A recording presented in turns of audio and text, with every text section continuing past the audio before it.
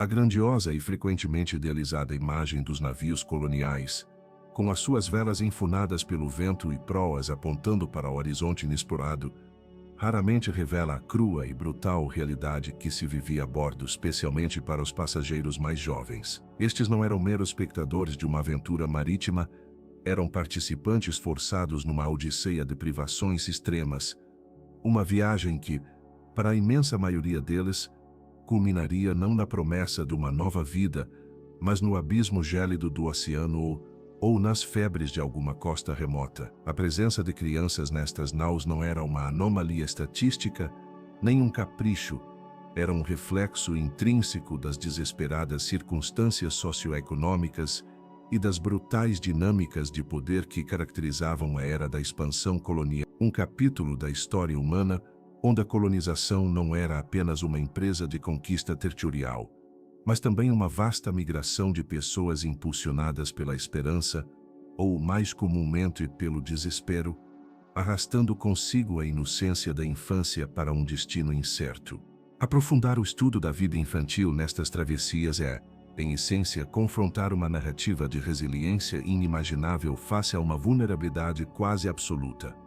A complexa rede de motivos que impulsionava as famílias a embarcar em semelhante risco era tão variada como dilacerante. Para uma esmagadora maioria, a velha Europa tinha se transformado numa paisagem desoladora, um lamaçal de miséria endêmica, onde a fome espreitava em cada inverno, as doenças recorrentes dizimavam populações inteiras sem piedade e uma inamovível estratificação social fechava implacavelmente qualquer porta à ascensão, relegando gerações inteiras a um ciclo perpétuo de pobreza e desesperança.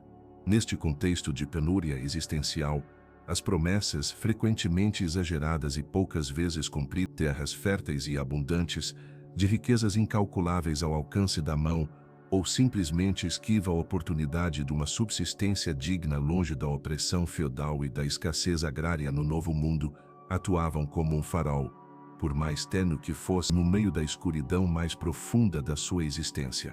Assim, pais e mães com a inabalável esperança, frequentemente ingênua, de ligar um futuro menos sombrio à sua prole, arrastavam os seus filhos, quase como carga adicional, para uma empresa cujo custo real, físico e emocional só se revelaria na claustrofobia sufocante dos conveses inferiores dos navios.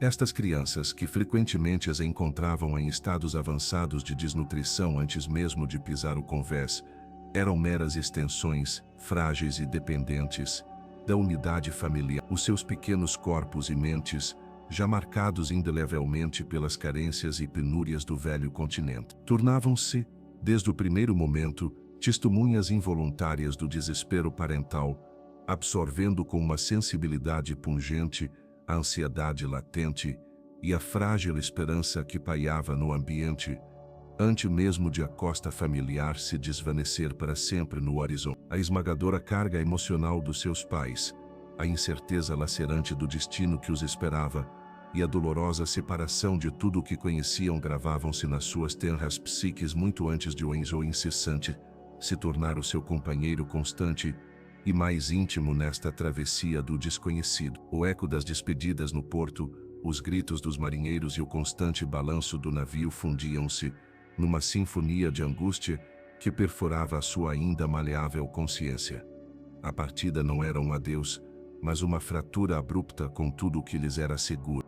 No entanto, o cenário da presença infantil a bordo não se limitava exclusivamente aos núcleos familiares migrantes. Uma porção significativa, e talvez a mais exposta à dureza desalmada do ofício marítimo, era composta pelos jovens comumente conhecidos como grumetes, e numa categoria ligeiramente superior, os aprendizes. Estas crianças, frequentemente em idades pré-adolescentes, eram embarcadas não como meros passageiros que pagavam uma passagem, mas como uma parte fundamental e indispensável da força de trabalho da nau. As leis e costumes marítimos da época, brutais e desumanizadores por sua própria natureza e pela necessidade de uma disciplina férrea em alto mar, consideravam estes jovens como mão de obra intrinsecamente barata, sumamente prescindível e facilmente substituível. Os seus contratos de aprendizagem eram, na maioria dos casos, eufemismos legalizados para a servidão disfarçada, onde, em troca de uma rudimentar e frequentemente inexistente instrução nas artes da navegação,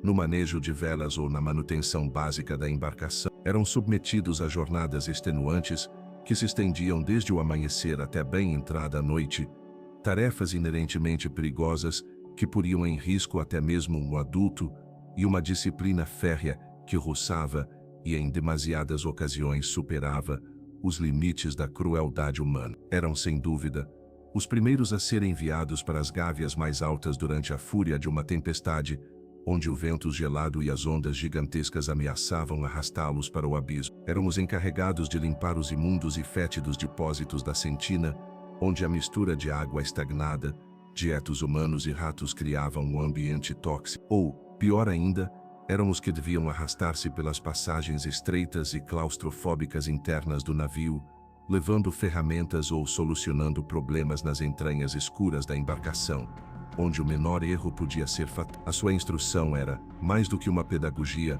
um mero pretexto para a exploração incessante, e a oportunidade que lhes era oferecida era, no fundo, a de se tornarem engrenagens intercambiáveis e descartáveis na maquinaria implacável da expansão imperial. A sua existência no navio não era uma travessia, mas uma constante e brutal prova de resistência, tanto física como moral, contra um ambiente impiedoso que não distinguia, nem por um momento, entre a força de um homem forjado e a fragilidade inerente de uma criança. Eram despojados, de maneira sistemática e deliberada, de qualquer vestígio da infância, forçados a crescer de repente, num ambiente onde o mais mínimo erro significava um castigo brutal e a manifestação de qualquer fraqueza, a aniquilação rápida ou a condenação ao desprezo. O sol que os iluminava no início da viagem apenas roçava as suas almas, já sombrias pela imposição de uma adultez precoce e não desejada.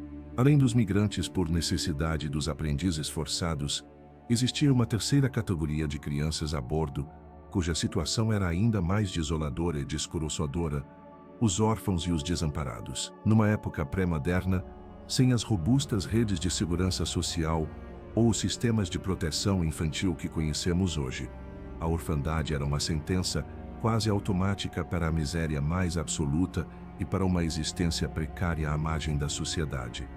Para muitas destas crianças, cuja única família era uma instituição de caridade ou um orfanato, o navio colonial representava uma última paragem antes de serem recolocadas em algum destino longínquo, uma espécie de solução final para uma sociedade que não sabia ou não queria encarregar-se dos seus mais vulneráveis.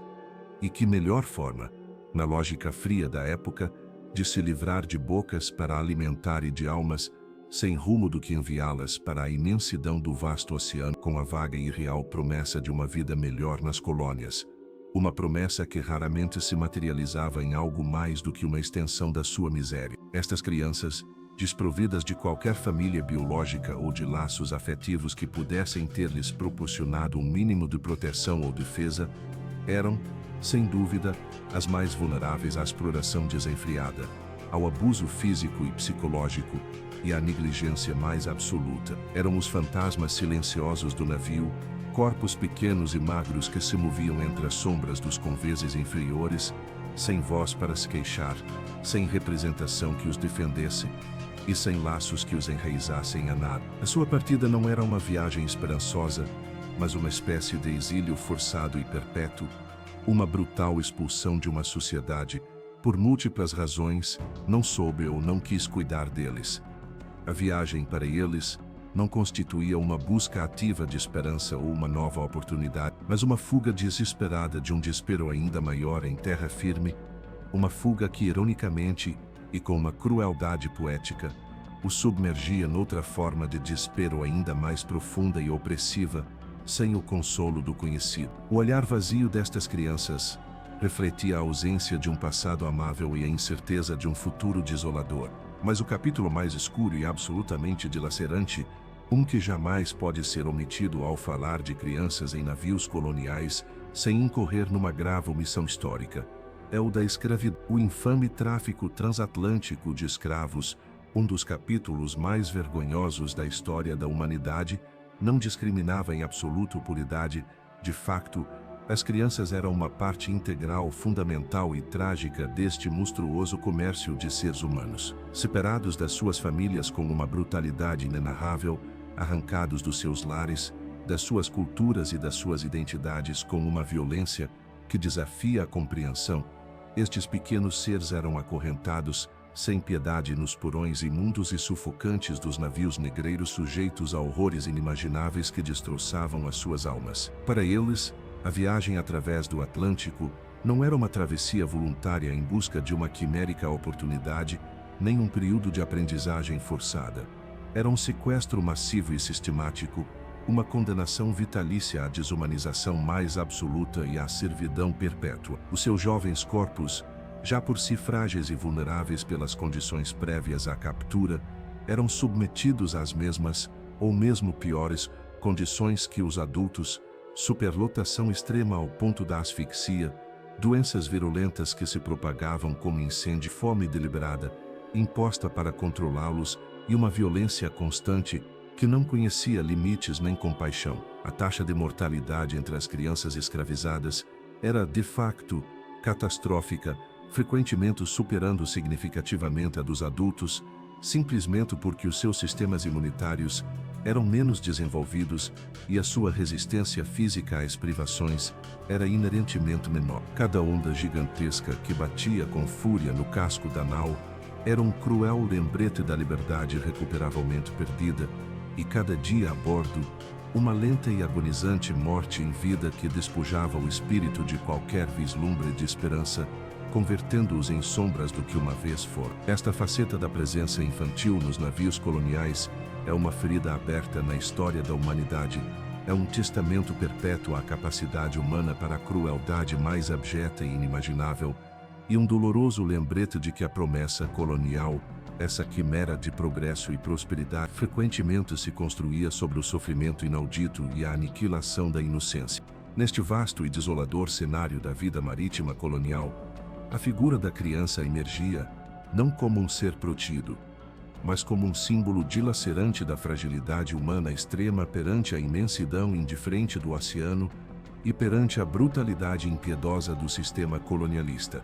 Eram, em muitos sentidos, os passageiros invisíveis, cujas vidas não contavam nos registros de carga.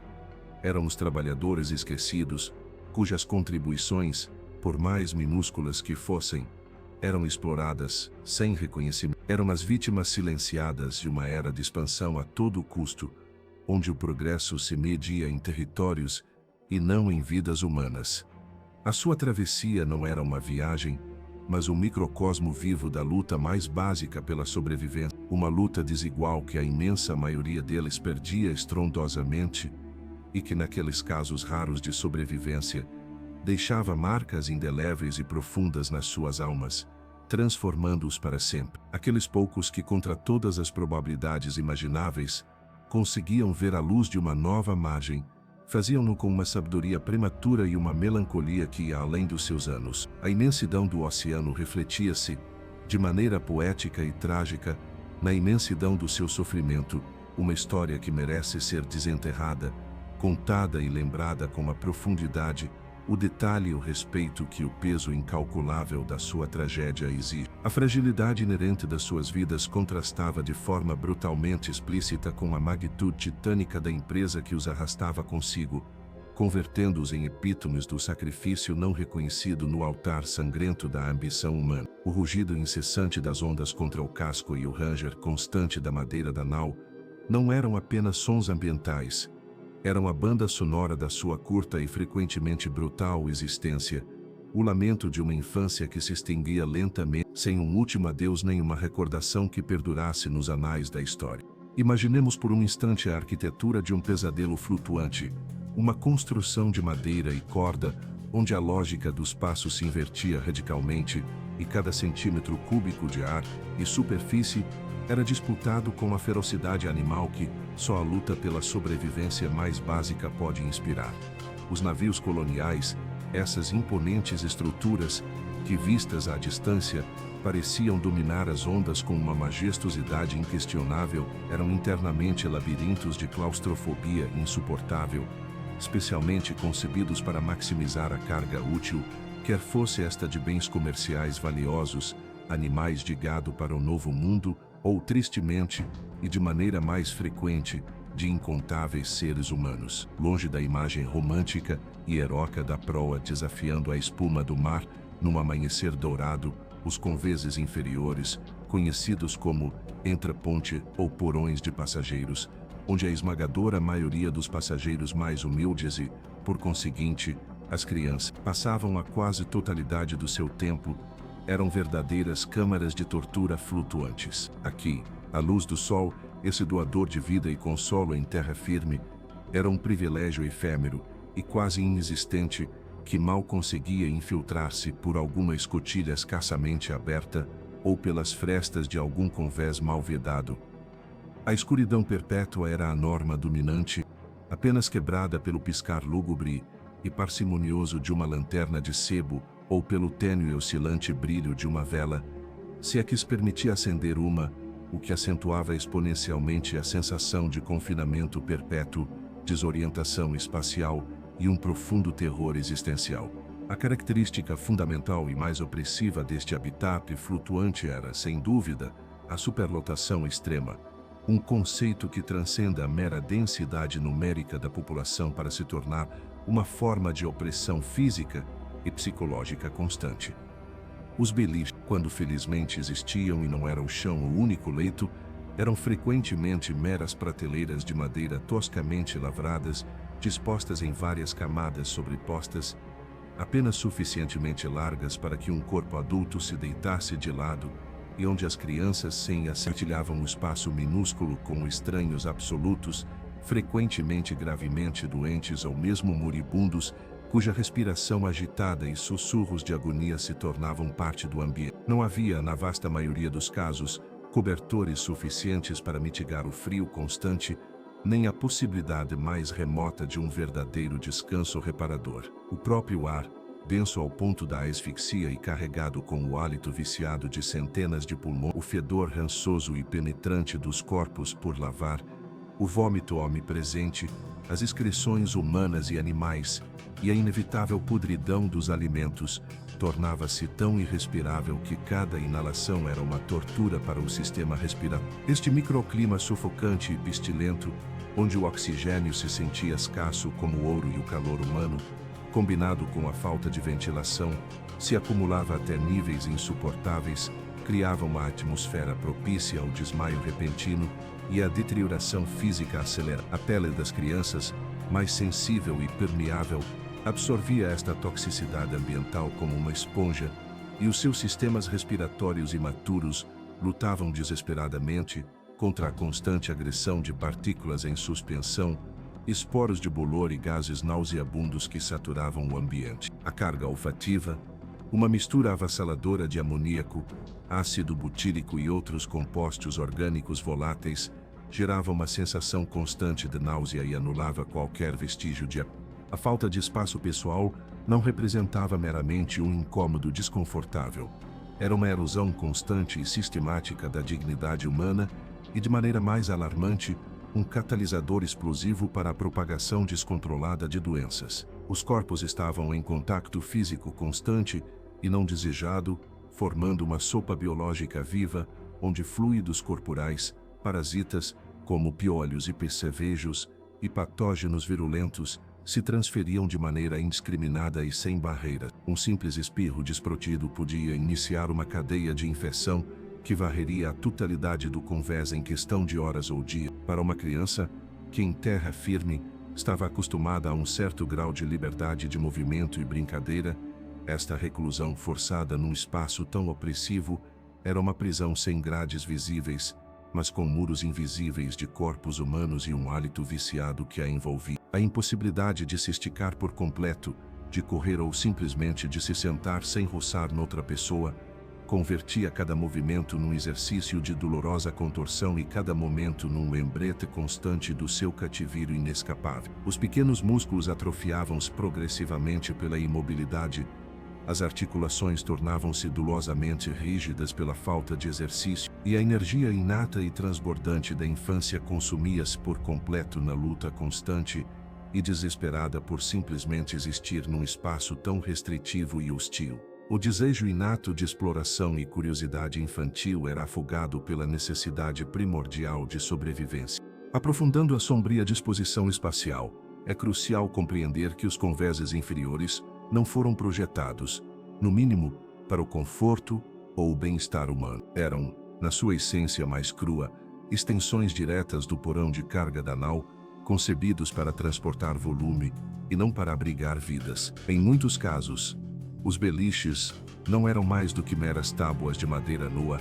sem colchões nem roupa de cama, onde o corpo humano era forçado a adaptar-se dolorosamente à dureza inflexível da superfície, provocando feridas e dor constante. Quando nem sequer existiam estes rudimentares beliches, as pessoas dormiam diretamente no chão de madeira, que frequentemente estava perpetuamente úmido devido a infiltrações, sujo pela acumulação de imundície e dejetos, e em não poucas ocasiões, infestado por rato-baratas e outros vetores de doenças que corriam livremente por entre os corpos adormecidos. A ausência total de um refúgio pessoal, de um canto próprio onde se pudesse retirar e encontrar um mínimo de paz, significava que não havia escape do olhar alheio, nem dos sons constantes da miséria, dos odores nauseabundos ou do desespero palpável dos outros. Para uma criança, a falta de um espaço seguro onde se esconder, chorar ou encontrar consolo, era uma experiência profundamente devastadora. O seu inato sentido de segurança dissolvia-se por completo na constante proximidade de desconhecidos e na ausência de um refúgio que representasse um mínimo de ordem no caos circundante. A própria ideia de lar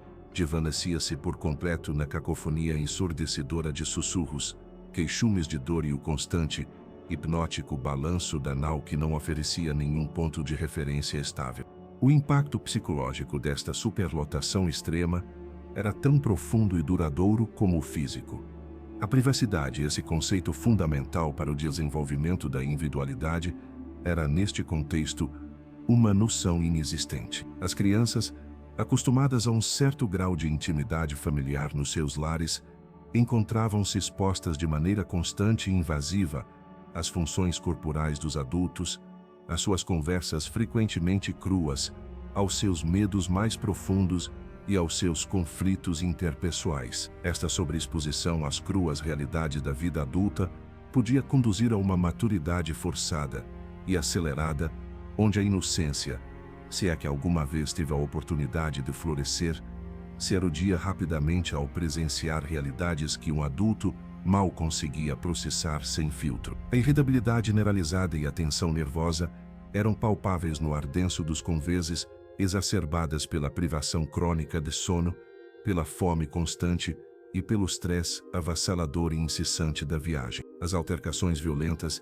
eram frequentes, e uma criança, indefesa pelo seu tamanho e pela sua posição na hierarquia do navio, era frequentemente testemunha passiva ou, pior ainda, vítima direta da violência que surgia do desespero mais puro. O estresse de estar tão perto de tanta gente sem nenhuma via de escape podia gerar ansiedade crônica, ataques de pânico recorrente e uma profunda sensação de desamparo existencial. O espaço reduzido não só limitava drasticamente o movimento físico, como também constrangia a liberdade mental, aprisionando a mente num ciclo vicioso de claustrofobia e angústia. A visão aciada da vida exterior, o sol brilhante, o céu aberto e vasto tornava-se um anseio constante e doloroso, um lembrete cruel da liberdade irrecuperavelmente perdida.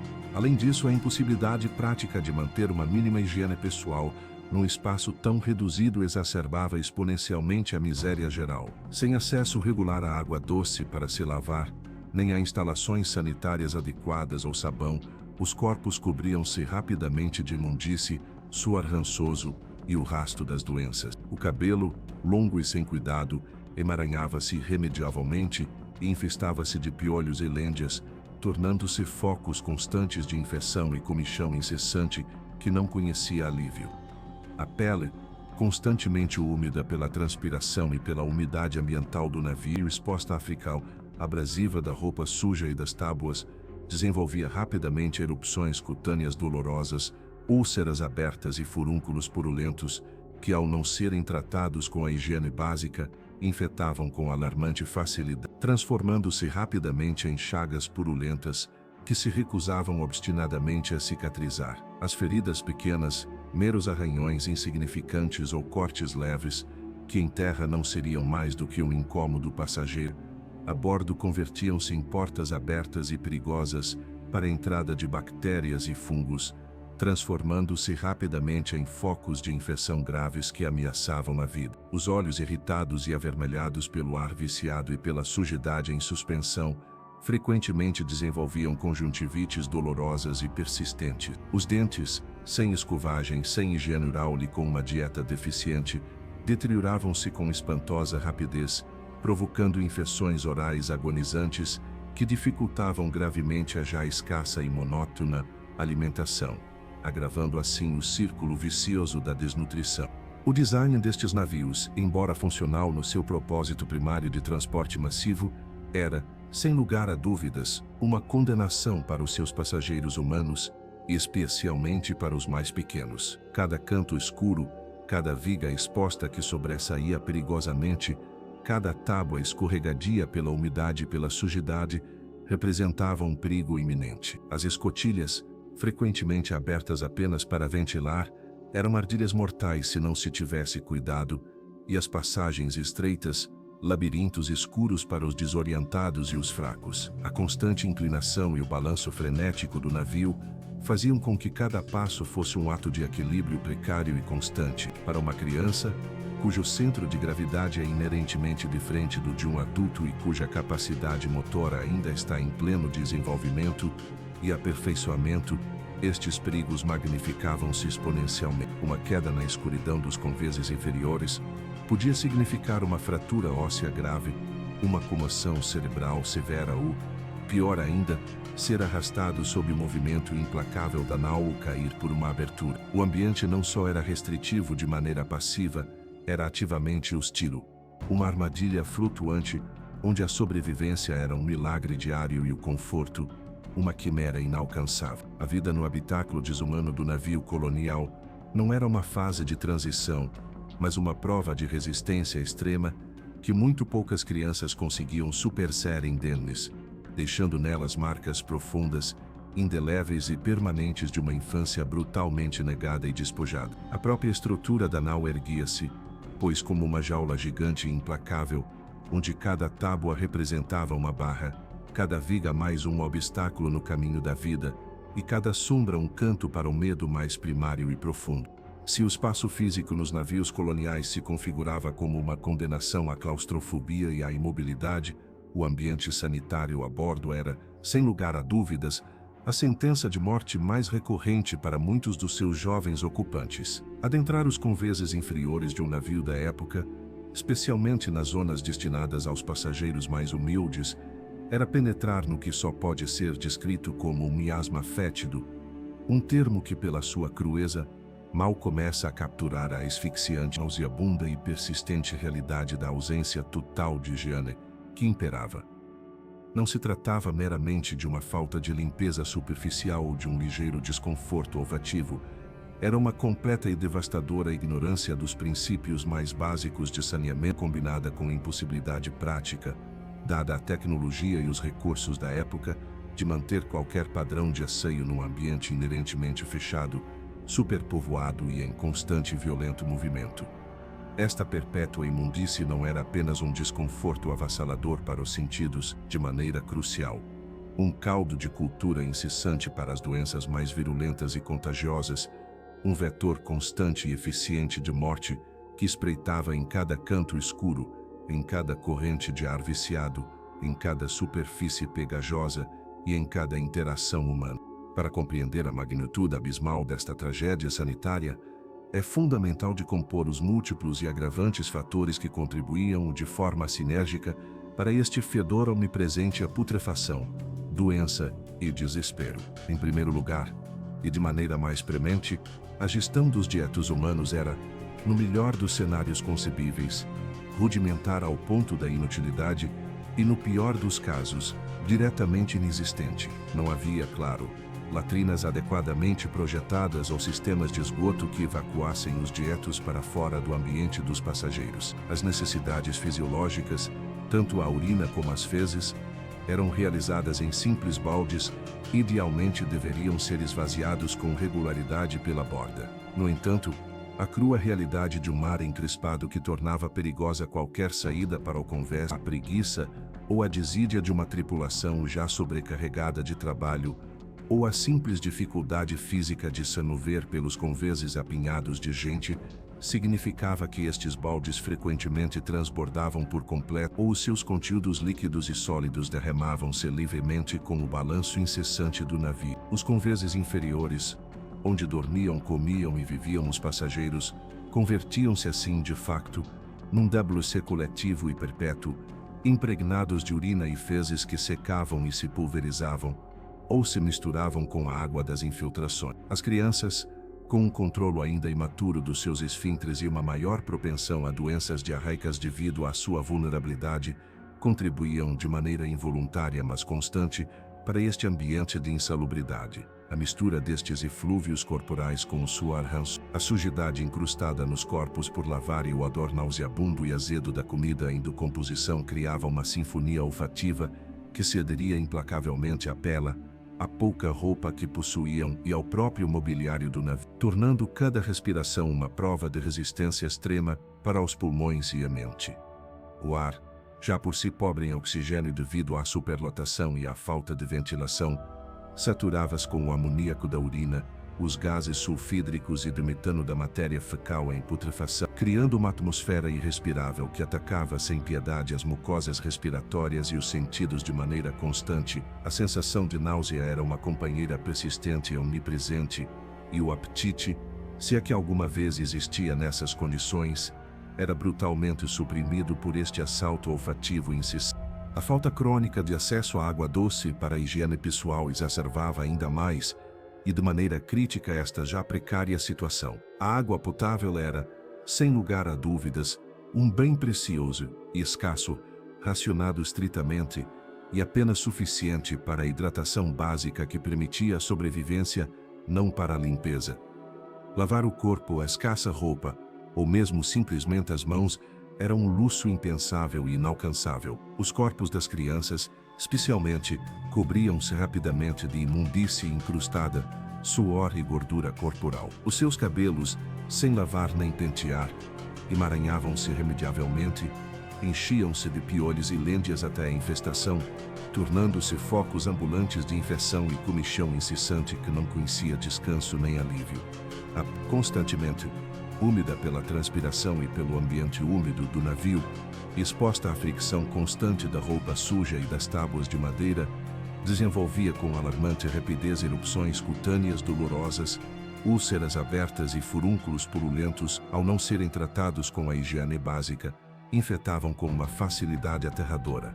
As feridas pequenas, meros arranhões ou cortes leves, que em terra não seriam mais do que um incômodo passageiro, a bordo convertiam-se em portas de entrada amplas e perigosas para bactérias e fungos, transformando-se rapidamente em chagas purulentas que se recusavam obstinadamente a cicatrizar, gangrenando frequentemente. Os olhos irritados e avermelhados pelo ar viciado pela sujidade em suspensão e pelos vapores nauseabundos, frequentemente desenvolviam conjuntivites dolorosas e persistentes. Os dentes, sem escovagem, sem higiene oral, e com uma dieta deficiente que não fornecia nutrientes essenciais, deterioravam-se com espantosa rapidez, provocando infecções orais agonizantes que dificultavam gravemente a já escassa alimentação, agravando assim o círculo vicioso da desnutrição. Além dos dejetos humanos, a própria nau, na sua estrutura fundamental, era um ecossistema vivo de imundície.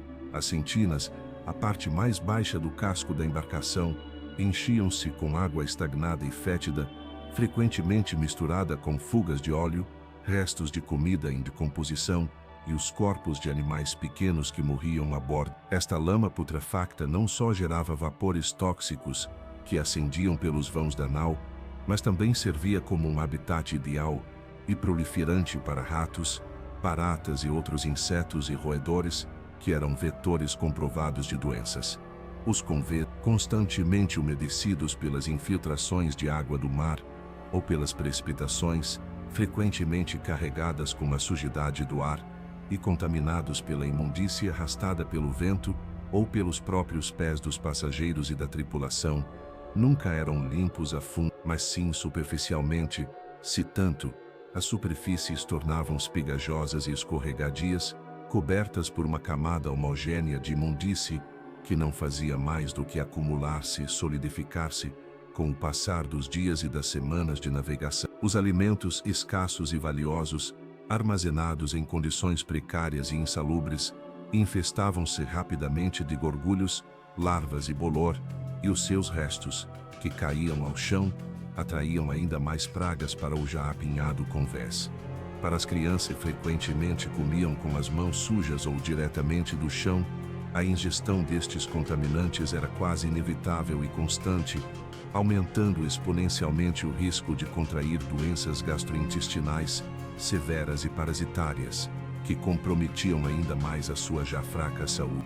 A compreensão médica e científica da época era lamentavelmente deficiente, quase nula, quanto à relação causal entre a higiene e a proliferação de doenças. A teoria miasmática, que atribuía as doenças a maus ares ou vapores nocivos que emanavam da putrefação, era predominante no pensamento médico, o que, embora reconhecesse o efeito nocivo dos odores, não compreendia de todo o papel fundamental dos micro-organismos como agentes infecciosos. Portanto, não se implementavam medidas preventivas eficazes que pudessem deter a propagação de doenças, e a própria ideia de uma limpeza profunda e sistemática ou uma desinfecção metódica era completamente alheia ao pensamento médico e naval da época. Os poucos médicos ou cirurgiões que se podiam encontrar a bordo, se é que havia algum, frequentemente careciam de uma formação adequada e os seus tratamentos limitavam-se a paliativos ineficazes, sangrias ou amputações,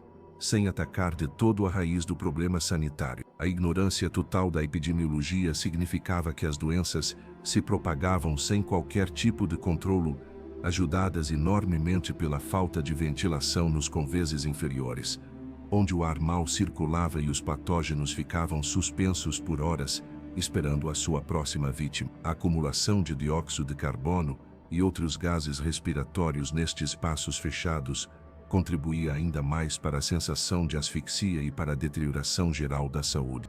Neste miasma fétido flutuante, as crianças eram, sem lugar a dúvidas, as vítimas mais indefesas e vulneráveis.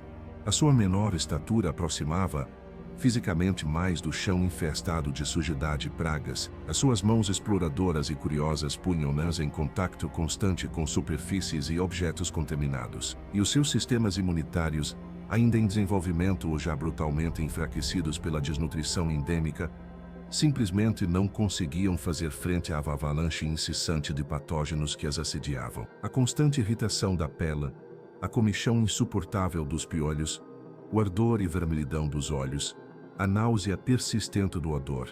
Todas estas sensações conformavam uma realidade omnipresente que não deixava um só momento de alívio para a criança. A miséria sanitária não era um evento isolado, mas uma condição de existência, uma atmosfera tóxica que envolvia as crianças dia após dia, erodindo implacavelmente a sua saúde física e o seu espírito, e empurrando-as inexoravelmente para a doença grave e a morte. Esta faceta da vida a bordo é um lembrete sombrio e dilacerante de como a profunda falta de conhecimentos científicos e de recursos básicos podia converter a travessia mais esperançosa, a viagem para uma nova vida, num inferno flutuante, especialmente para aqueles que menos se podiam defender. A omnipresença da sujidade, da podridão e do fedor convertia-se num ataque sensorial e biológico contínuo, uma batalha que o corpo infantil, pela sua própria natureza e fragilidade, estava condenado a perder desde o momento em que pisava o convés da...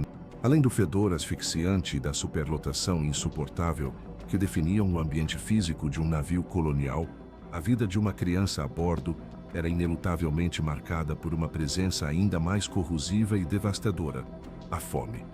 Não se tratava de uma fome momentânea, mas de uma fome crônica, uma privação constante e profunda de nutrientes que não só diminuía de forma inexorável as suas já escassas forças físicas, mas também corroía lentamente o seu espírito, tornando-a presa fácil e sem resistência das inúmeras doenças que pululavam na nau. A dieta a bordo não era meramente escassa ou monótona, era, num sentido mais exato e trágico, uma dieta pírrica, um compêndio de privações nutricionais concebido com o único objetivo de alcançar a máxima durabilidade dos alimentos e o mínimo custo econômico, sem a mais mínima consideração ou remorso pelas necessidades vitais de um corpo em pleno e crucial desenvolvimento. O que servia aos passageiros e à tripulação não era alimento, no sentido moderno de nutrir e sustentar a vida, mas uma ração de subsistência que mal conseguia manter um fio de existência e que para as crianças era uma sentença lenta mas segura para a fraqueza progressiva, a deterioração geral e, em última instância, o pilar inabalável desta alimentação, forçada e deficiente, era o infame biscoito ou bolacha de mar. Tratava-se de uma massa simples de farinha de baixa qualidade à água, cozida 2 ou mesmo 3 vezes até atingir uma dureza comparável à de uma pedra, especificamente concebida para resistir ao bolor, às pragas de gorgulhos e à putrefação durante meses, e mesmo em ocasiões, anos de armazenamento nos porões úmidos e pouco higiênicos do navio. A sua dureza era tal que frequentemente se tornava incomestível se não fosse demolhado previamente em água salgada, o que aumentava a desidratação, ou, em raras ocasiões, no café rançoso que se servia à tripulação para poder ser mastigado, se é que os dentes ainda o permitiam. O seu valor nutricional era quase nulo, proporcionando uma quantidade mínima e insuficiente de calorias que mal cobriam o metabolismo basal, mas carecendo por completo de vitaminas essenciais, minerais cruciais e proteínas fundamentais para o crescimento e a manutenção dos tecidos. Para uma criança na sua etapa de desenvolvimento mais crítica, o consumo prolongado e exclusivo de biscoito levava a uma deficiência severa de hidratos de carbono complexos e fibra, causando obstipação crônica e dolorosa, e um enfraquecimento generalizado de todo o sistema digestivo, tornando-o ainda mais vulnerável a infecções.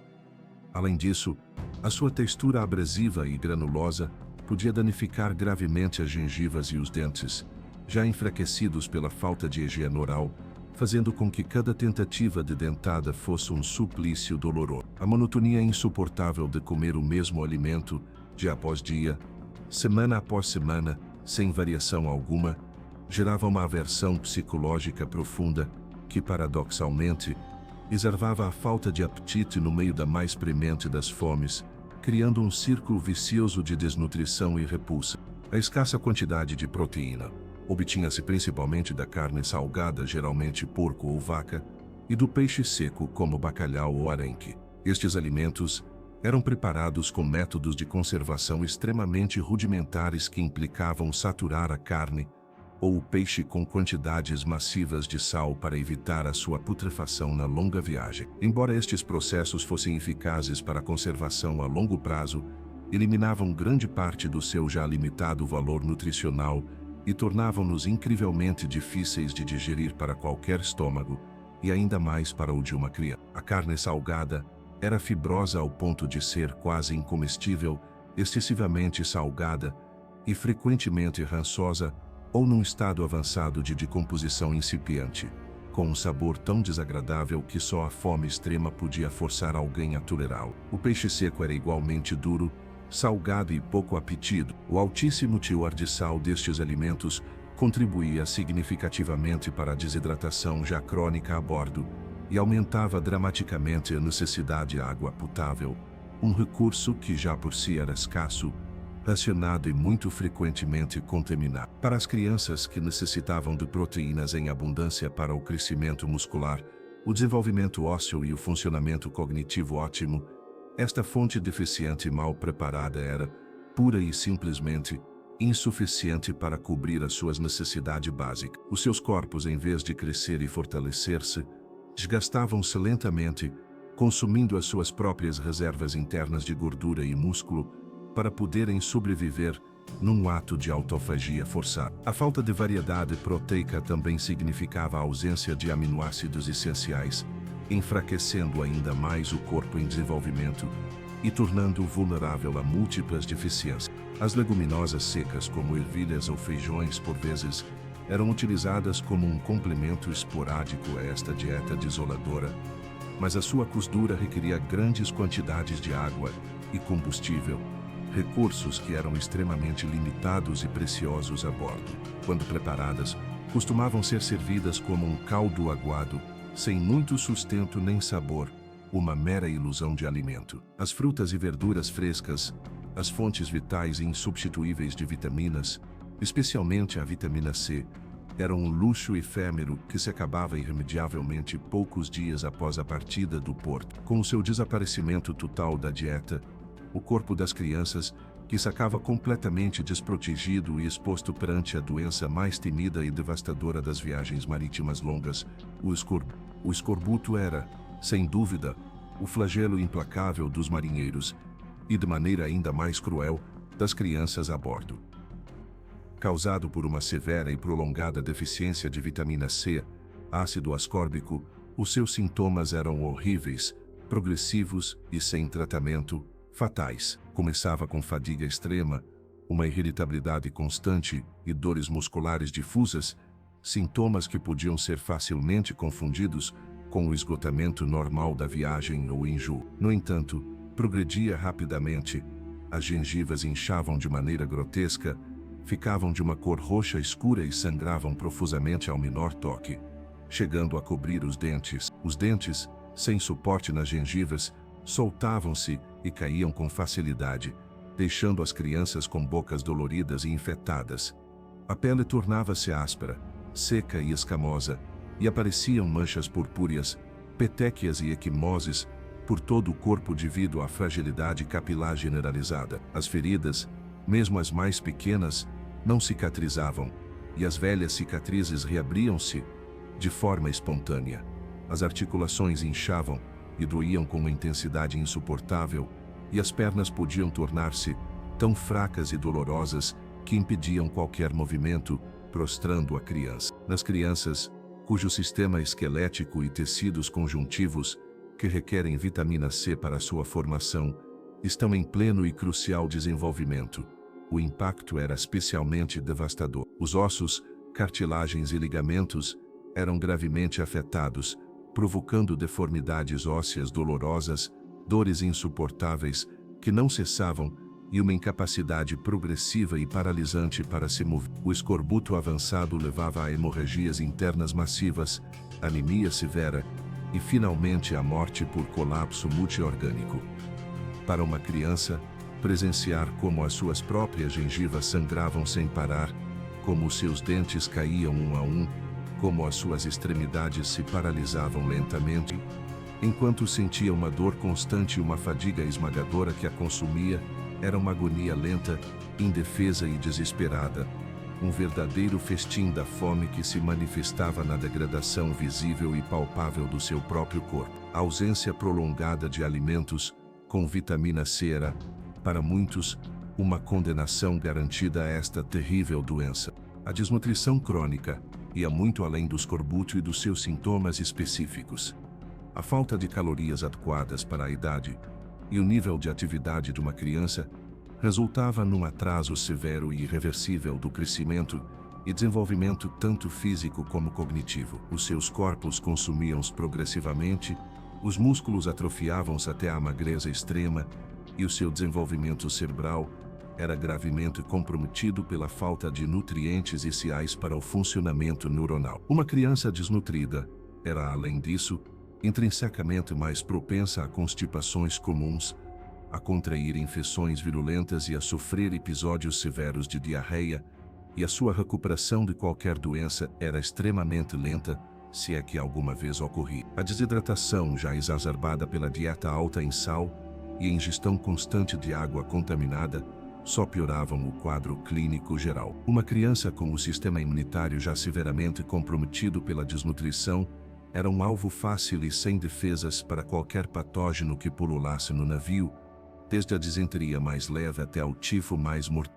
O impacto psicológico desta dieta pírrica era igualmente, ou talvez mais, devastador a longo prazo. A sensação constante de fome, a monotonia insuportável da comida e a aversão ao seu sabor, que se tornava intragável, geravam uma profunda frustração um desespero palpável e uma apatia generalizada. As crianças que naturalmente procuram consolo, prazer e segurança na comida, encontravam apenas privação, nojo e sofrimento. Esta privação calórica e nutricional afetava diretamente o seu estado de ânimo, a sua capacidade para a concentração mais básica e a sua energia vital, tornando-as irritáveis, apáticas e, em muitos casos, mergulhadas numa profunda depressão infantil. O ato de comer, que deveria ser uma fonte fundamental de sustento e um momento de prazer, transformava-se numa penosa e repugnante obrigação, ou numa desesperada e humilhante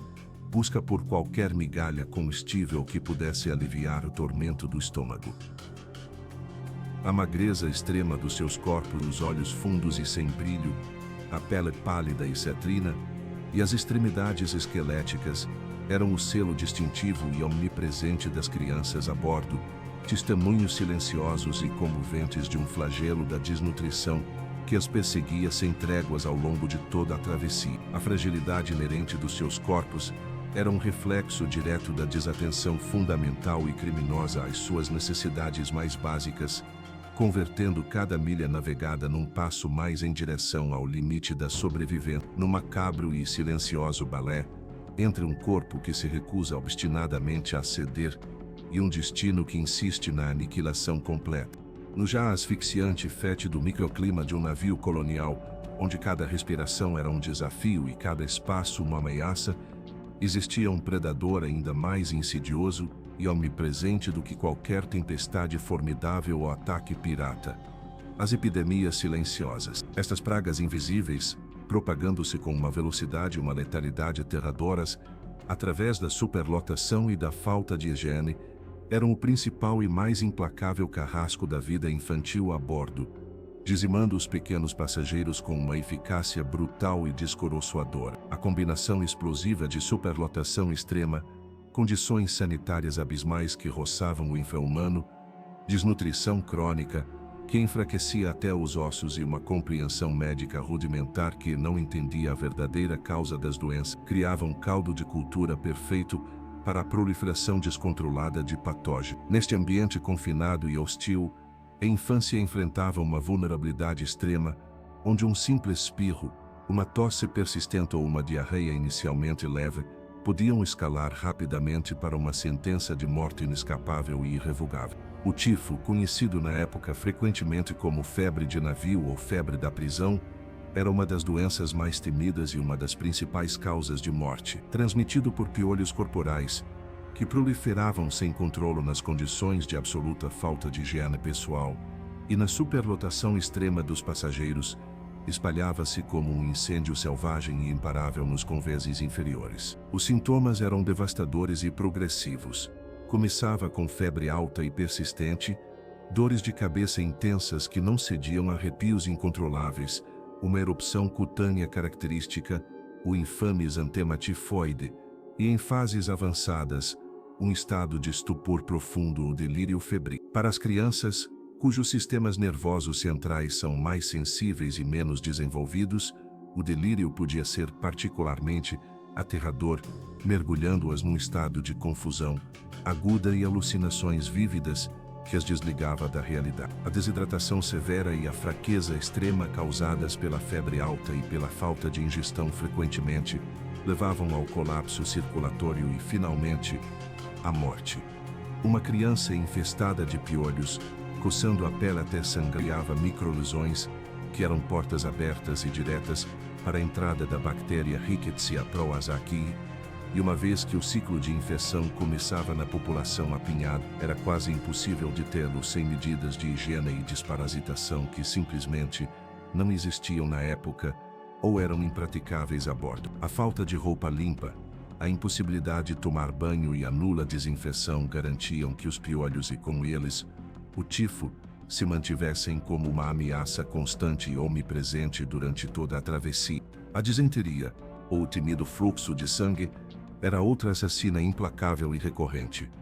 Causada por bactérias como a Shigella ou a E. coli enterotoxigênica, ou por amebas, entamoeba histolítica, transmitia-se de maneira alarmantemente eficiente pela via fecal-oral, ou seja, através da ingestão de alimentos ou água diretamente contaminados com fezes de pessoas doentes. No ambiente onde os baldes de dejetos transbordavam livremente, as mãos dos passageiros e da tripulação não se lavavam com regularidade, e a água de beber era frequentemente impura e contaminada.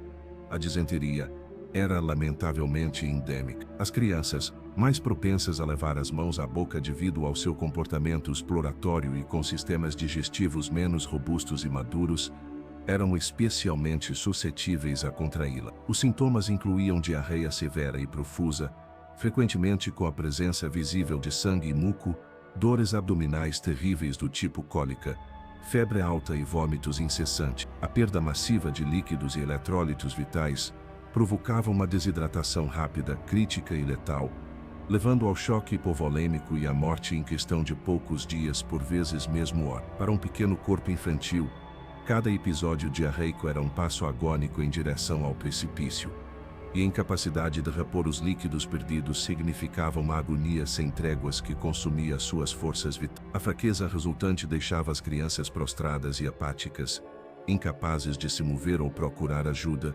enquanto seus corpos se consumiam num processo de autodestruição. A varíola, uma doença viral altamente contagiosa e de terrível reputação, era temida não só pela sua desfiguração permanente, mas sobretudo pela sua altíssima mortalidade. Quando um surto de varíola surgia num navio, a sua propagação era quase inevitável nas condições de superlotação e falta de ventilação. As crianças, sem imunidade prévia, já que as vacinações ainda não eram uma prática comum e generalizada, eram particularmente vulneráveis e as principais vítimas. A febre alta, as dores musculares generalizadas e a erupção cutânea característica, que evoluía para pústulas cheias de pus cobrindo todo o corpo, incluindo a boca, a garganta e os olhos, eram enormes. Muitos morriam diretamente da febre, por complicações respiratórias severas ou por infecções secundárias das pústulas. Aqueles poucos que conseguiam sobreviver ficavam com cicatrizes profundas, permanentes e desfigurantes,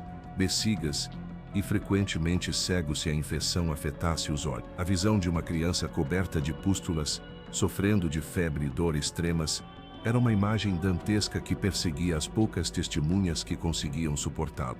O sarampo, embora frequentemente considerado uma doença da infância menos letal em terra firme, convertia-se num assassino formidável no ambiente confinado e debilitante do navio. Altamente contagioso, o sarampo enfraquecia gravemente o sistema imunitário da criança, tornando-a extremamente vulnerável a infecções secundárias ainda mais letais, como a pneumonia bacteriana ou a diarreia severa, que frequentemente eram a causa direta e final da morte. A febre alta, a erupção cutânea distintiva e as complicações respiratórias somavam-se à miséria geral da criança, e uma criança doente de sarampo num navio carecia por completo dos cuidados essenciais, dos medicamentos e da nutrição necessária para a sua recuperação. A febre amarela, transmitida por mosquitos, embora esta informação crucial não se soubesse na época, atribuindo-se a miasmas, era uma ameaça particular nas viagens que atravessavam climas tropicais ou que subiam por rios com zonas pantanosas infectadas.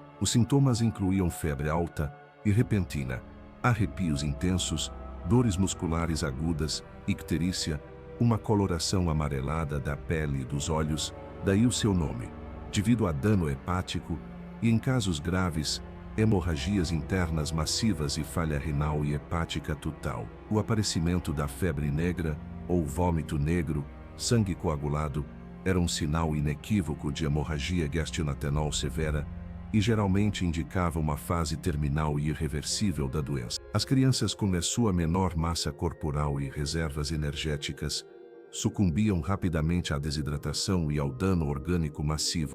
A trágica falta de conhecimentos médicos adequados sobre a transmissão de doenças significava que não se tomavam medidas de quarentena eficazes, ou se tentavam, eram completamente insuficientes. Uma criança doente permanecia no mesmo espaço vital que a SARS, garantindo a propagação e o contágio massivo. Os médicos ou cirurgiões a bordo, se é que os havia, frequentemente careciam de uma formação médica adequada e os seus tratamentos eram, no melhor dos casos, ineficazes, quando não diretamente prejudiciais, Sangrias, purgas violentas, aplicação de ungüentos sem base. Não existiam antibióticos para as infecções bacterianas, nem antivirais para as virais. Os remédios caseiros eram completamente inúteis contra a virulência destas doenças. O desespero e a impotência dos pais que viam os seus filhos sucumbir, sem poderem fazer nada mais do que observá-los na sua agonia lenta e dolorosa, era uma tortura emocional indescritível que deixava cicatrizes permanentes.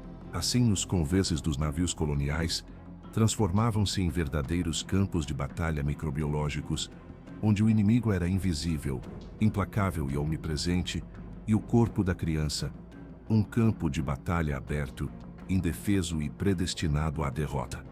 As epidemias não só matavam, também geravam uma atmosfera constante de pânico, resignação e terror generalizado.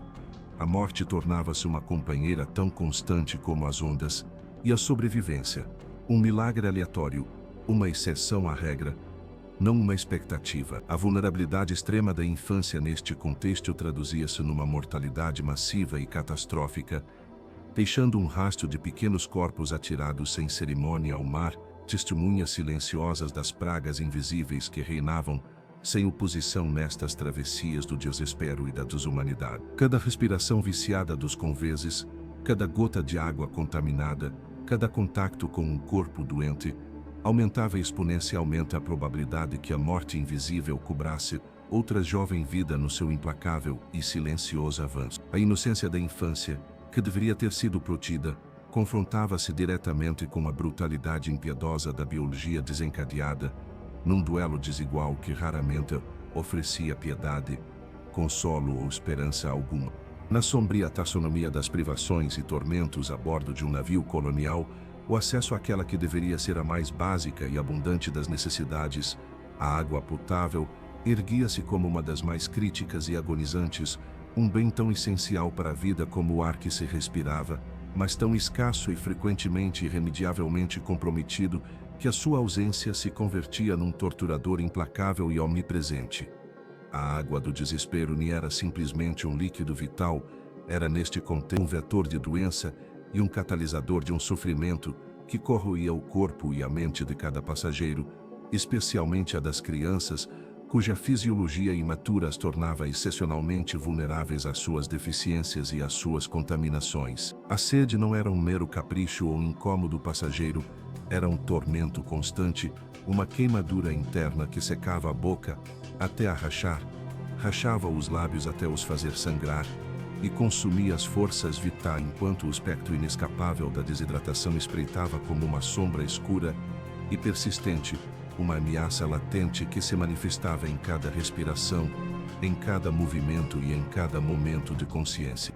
O problema fundamental começava com os métodos primitivos de armazenamento.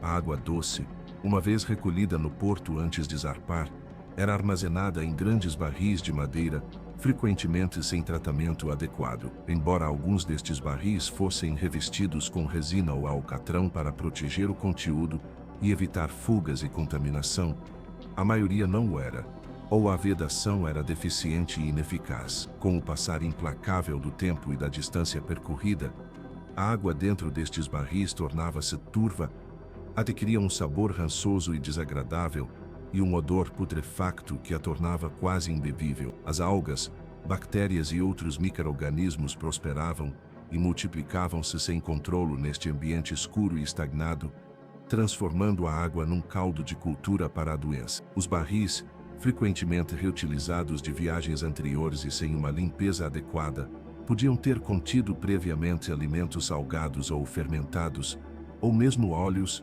o que contaminava ainda mais a água desde o início da viagem. Além disso, o movimento constante e violento do navio, combinado com as mudanças bruscas de temperatura entre os conveses superiores e inferiores, criava um ambiente ideal para o crescimento exponencial de patógenos. A água da chuva, quando se conseguia recolher com algum rudimentar sistema de lonas, frequentemente contaminava-se ao escorrer por velas sujas, conveses cheios de imundície, ou pelo simples contato com as mãos contaminadas da tripulação durante o processo de recolha. A qualidade intrínseca da água, mesmo antes da contaminação bacteriana manifesta, era inerentemente deficiente, Com o decorrer dos dias, o oxigênio dissolvido na água diminuía drasticamente e os sedimentos, resíduos orgânicos e bolor assentavam no fundo ou flutuavam à superfície, fazendo com que o líquido parecesse e cheirasse repugnante. No entanto, para os passageiros, não havia outra alternativa, nem a possibilidades a rejeitar. Os racionamentos eram estritos e draconianos, frequentemente limitando a ingestão a umas poucas chávenas por dia, uma quantidade irrisória e insuficiente para as necessidades básicas de hidratação de um adulto e muito menos para as de uma criança em pleno crescimento ou que já padecia de outras doenças debilitantes. A sensação de sede tornava-se uma tortura persistente e agonizante, uma irritação constante na garganta que nunca se aliviava, apenas se intensificava. As crianças, com uma menor reserva de líquidos corporais em proporção ao seu tamanho e uma maior taxa metabólica, desidratavam-se com muito mais rapidez e facilidade do que os adultos. Os seus corpos pequenos e frágeis não podiam compensar a perda de líquidos tão eficientemente, e cada grau de desidratação levava-os um passo mais perto do colapso total e da morte. As consequências da desidratação crônica eram, sem exagero, devastadoras para todo o organismo. A boca secava tanto que falar ou engolir saliva se tornava um ato doloroso e dificultoso. A pele perdia a sua elasticidade natural, tornando-se apergaminhada, os olhos afundavam-se nas órbitas e a língua tornava-se áspera e esbranquiçada, frequentemente com fissuras. Além destas manifestações externas, a desidratação afetava de forma crítica todos os sistemas do corpo. O sangue engrossava, o que dificultava gravemente a circulação e o transporte eficiente de oxigênio e nutrientes vitais para os tecidos e órgãos. Isto resultava em fadiga extrema, tonturas constantes, fraqueza muscular pronunciada e câimbras dolorosas, fazendo com que até a tarefa mais simples fosse um esforço sobre-humano e esgotante para uma criança. O funcionamento renal era gravemente comprometido, o que levava à acumulação de toxinas no corpo, manifestando-se numa deterioração generalizada. O cérebro, privado de uma hidratação adequada e constante, funcionava com dificuldade crescente, provocando confusão mental, letargia, apatia e, em casos graves, delírio febril. Para uma criança que já sofria de desnutrição e doenças, a desidratação era o golpe final, um acelerador inexorável da morte que atuava de forma silenciosa e incessante. Mas o problema da água não se limitava à sua escassez e à desidratação resultante. A contaminação intrínseca da água de consumo era uma fonte direta e constante de doenças gastrointestinais devastadoras, especialmente a disenteria e, por vezes, a cólera. Embora a cólera fosse menos comum nas primeiras viagens transatlânticas, não se descartava e podia aparecer em zonas costeras. Beber água diretamente contaminada com fezes humanas e animais, bactérias e parasitas garantia o aparecimento de diarreia severa, que por sua vez exacerbava a desidratação num círculo vicioso mortal. Uma criança que já estava a lutar contra a desnutrição e o escorbuto, e que depois contraía uma doença grave transmitida pela água, tinha poucas ou nenhumas possibilidades de sobrevivência.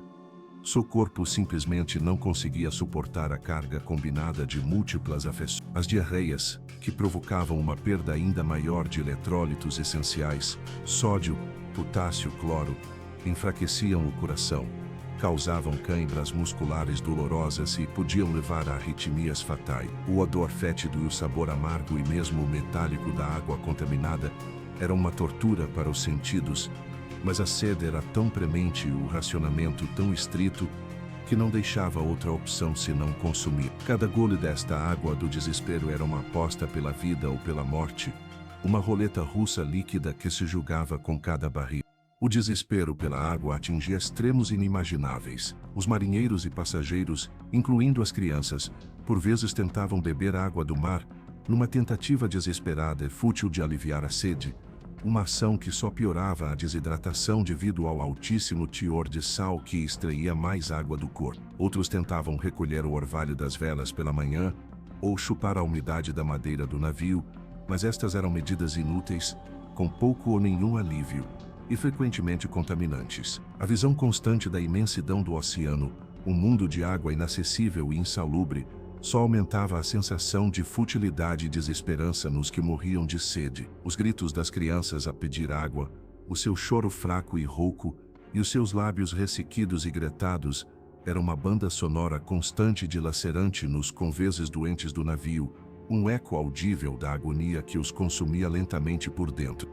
A falta de água potável também impactava diretamente na higiene, como mencionado anteriormente.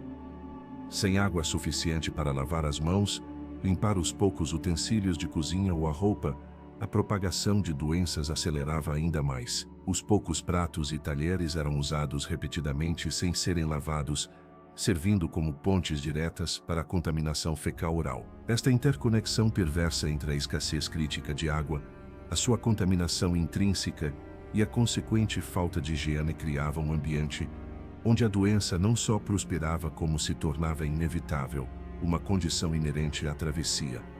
Para a criança, cada dia de viagem significava mais um passo na espiral descendente da desidratação e da doença, uma luta silenciosa e solitária contra a sede que se incrustava em cada fibra do seu ser, até que o seu pequeno corpo, já sem força, sucumbia à sombra da desidratação que a tinha perseguido sem tréguas nem piedade ao longo de toda a travessia. A visão constante da água, tão perto no horizonte azul, mas tão perigosamente inalcançável e imbebível, gravava-se na mente como um símbolo da crueldade intrínseca da viagem, uma zombaria cruel da própria natureza. Além das pragas biológicas que dizimavam as vidas e das privações nutricionais que corroíam os corpos, a vida num navio colonial era uma constante e esgotante batalha contra o próprio ambiente físico da nau. Este espaço, inerentemente hostil, oferecia pouca ou nenhuma trégua e para as crianças transformava-se num calvário diário de desconforto perpétuo, perigo iminente e exposição constante a alimentos adversos. O frio penetrante, a umidade omnipresente e a escuridão asfixiante não eram meras características ambientais passivas, eram elementos ativos de uma tortura subtil, mas implacável, que corroía a saúde física, erodia a moral e minava a resistência. Simultaneamente, os perigos físicos inerentes à navegação, desde as estruturas do navio até a fúria do oceano, ameaçavam a vida a cada balanço, a cada ranger e a cada onda que impactava contra o casco da nau. Os conveses inferiores, ou entre pontes, onde se apinhavam a esmagadora maioria dos passageiros mais humildes, e por conseguinte, as crianças, eram autênticas câmaras perpétuas de frio e umidade. A estrutura de madeira, embora robusta na sua engenharia naval, não era um isolante eficiente contra as inclemências do vasto Atlântico, nem de nenhum outro oceano. A água do mar, impelida com força bruta pelo vento e pelas ondas encrespadas, filtrava-se de maneira incessante pelas juntas das tábuas, pelas escotilhas mal vedadas e por qualquer fenda minúscula no casco, encharcando constantemente a madeira, os poucos pertences pessoais e, crucialmente, a escassa roupa dos passageiros. O próprio ar, denso, carregado de salitre e com um frio que penetrava até aos ossos, era pesado e gélido, e sentia-se como uma constante camada de gelo. A escassez crônica de roupa adequada, frequentemente limitada às poucas peças que as crianças levavam vestidas ao embarcar, roupa que rapidamente se tornava úmida e suja, significava que estavam constantemente encharcadas, a tremer e com uma sensação de frio insuportável. A umidade persistente e o frio implacável não só eram desconfortáveis ao ponto da dor, eram fatores cruciais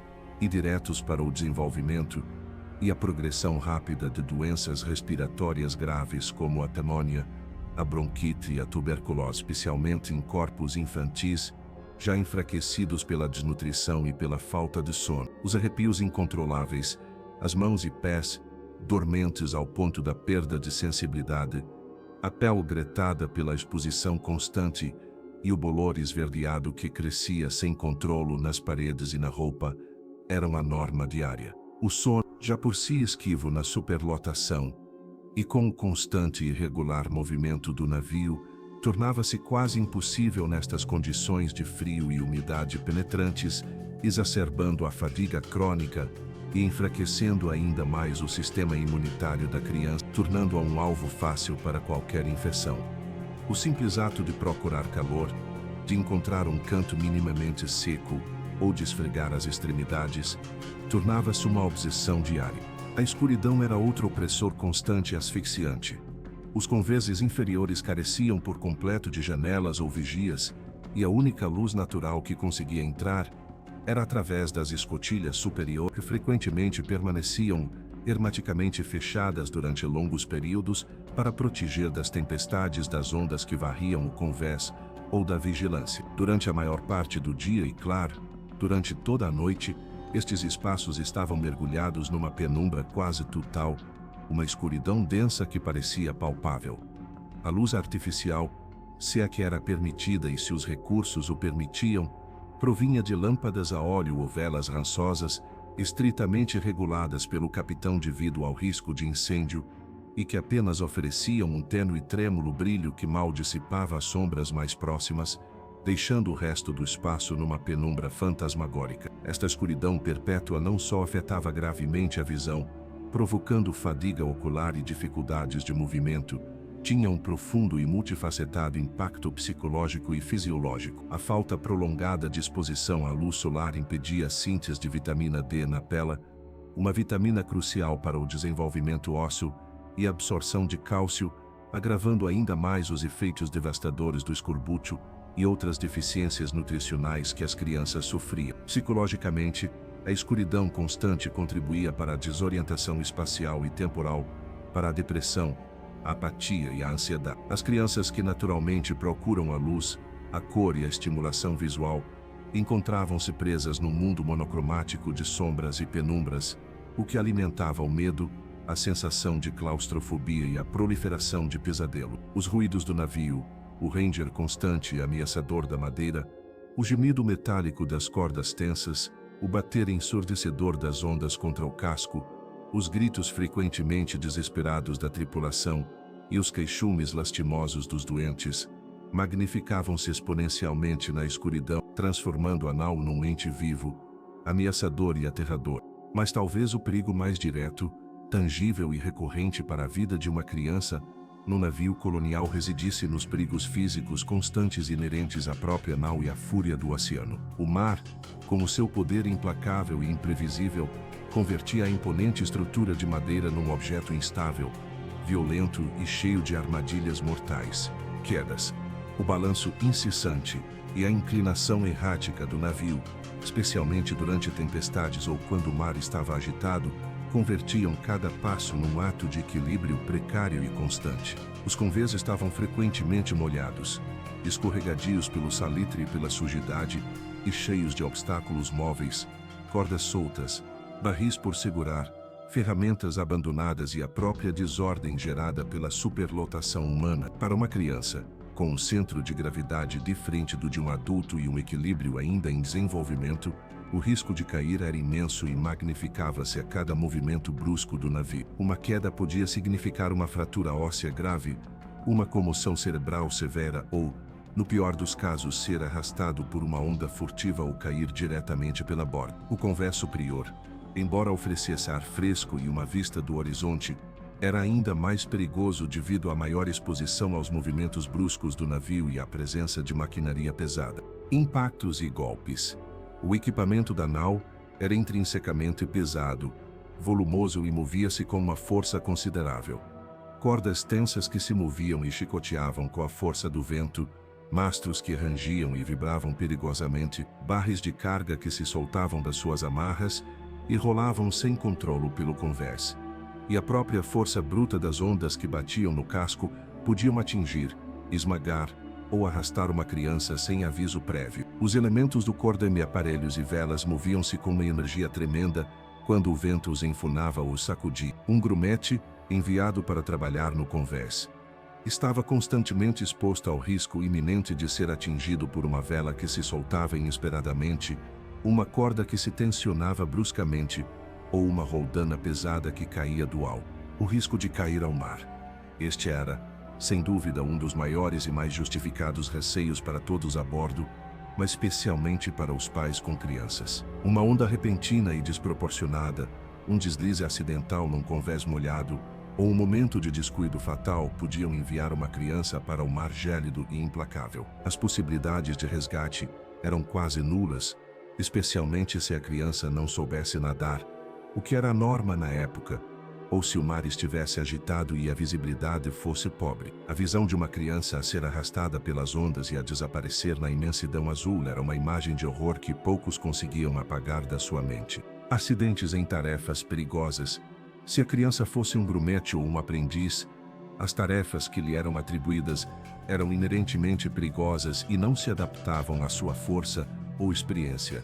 Trepar mastros a alturas vertiginosas, manusear cordas pesadas que requeriam a força de um adulto, limpar a sentina, cheia de gases tóxicos e matéria putrefacta, ou trabalhar na cozinha com fogo aberto e facas afiadas. Estes trabalhos não distinguiam a força nem a capacidade de um adulto da fragilidade e inexperiência de uma criança, o que os expunha constantemente a amputações, queimaduras graves e outras lesões traumáticas que podiam ser fatais num ambiente sem atenção médica adequada.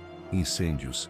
Apesar da constante umidade, o fogo era um perigo constante e devastador a bordo de um navio de madeira, especialmente devido às lâmpadas a óleo usadas para a iluminação, às cozinhas da tripulação e ao armazenamento de materiais inflamáveis como a resina e o alcatrão. Um incêndio descontrolado, num navio de madeira, com centenas de pessoas apinhadas e presas nos seus convéses inferiores, era uma catástrofe que muito poucas vezes deixava sobreviventes, já que o fogo se propagava com uma velocidade aterradora e as opções de fuga eram limitadas ao salto para o mar gélido.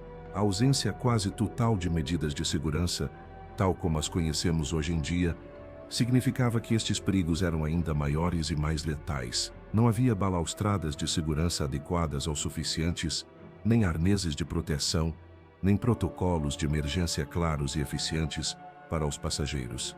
A vida de uma criança num navio colonial era um ato de equilíbrio constante e desesperado, não só metaforicamente na sua luta pela sobrevivência, mas também literalmente, entre o frio úmido que penetrava os ossos, a escuridão opressora que gerava terrores, e os golpes e sacudidelas de uma embarcação que não distinguia entre uma carga valiosa e uma vida humana, convertendo a travessia numa tortura lenta ou num final abrupto, mas quase sempre brutal.